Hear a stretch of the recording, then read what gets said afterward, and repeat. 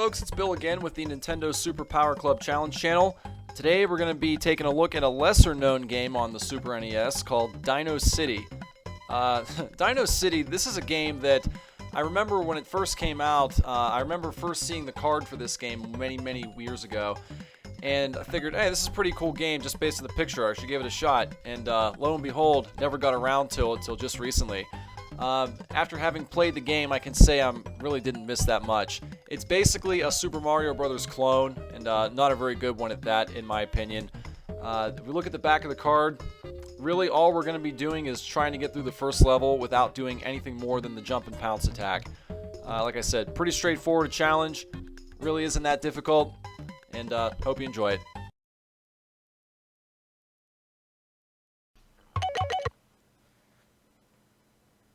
Alright, so while Dino City isn't exactly my favorite game in the world, there are still some tricky spots you want to watch out for if you want to get this challenge done the right way and actually complete it. So one thing you want to watch out for are these little spike trampoline things. Obviously, make sure that you jump on them when the spikes are not out so you don't take a hit. Watch out for those columns. You got to jump quickly once you land on them. You're going to see a whole bunch of doors here. The nice thing about this game, or I guess one of the few nice things, is that you can kind of choose your path or choose your destiny.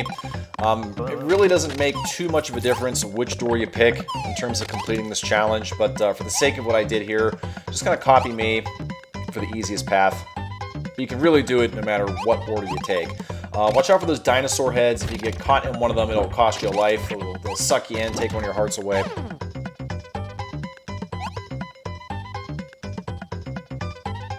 Trampolines, you gotta time very carefully. Make sure you jump at the peak of the height to get the best jump.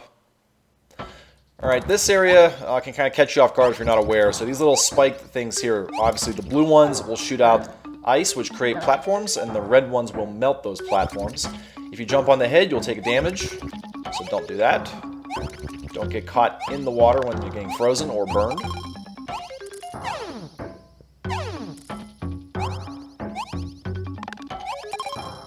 If you're kind of hurting for health, you can very easily regain it in this section here, so don't worry too much.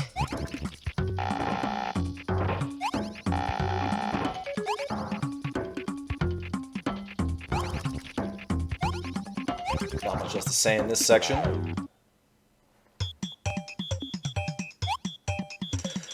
Alright, so coming out here, moving along, one thing you're going to notice about this game, one of the other few good things I can say, is that there are day to night transitions, and they're done pretty effectively in my opinion. See, there it is right there.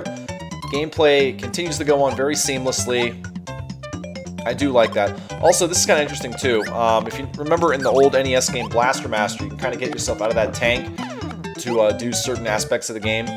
It's required in certain areas to progress. That was one of them. I don't recommend getting off the dinosaur more than you have to because you're exposing yourself to danger, plus you kind of have to be on your dinosaur to complete the mission.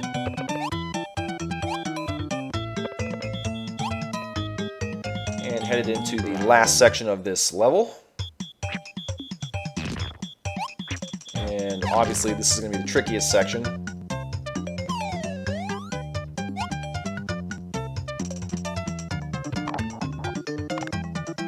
A lot of trampolines here. You got to hit them at just the right point to get the right height you're looking for. Make sure you jump on these when the spikes are not out. Or just go right down the side and avoid them altogether. Alright, last section of the map. This is very tricky. You got to somehow get up this platform area without touching the spikes on the trampoline. Very difficult.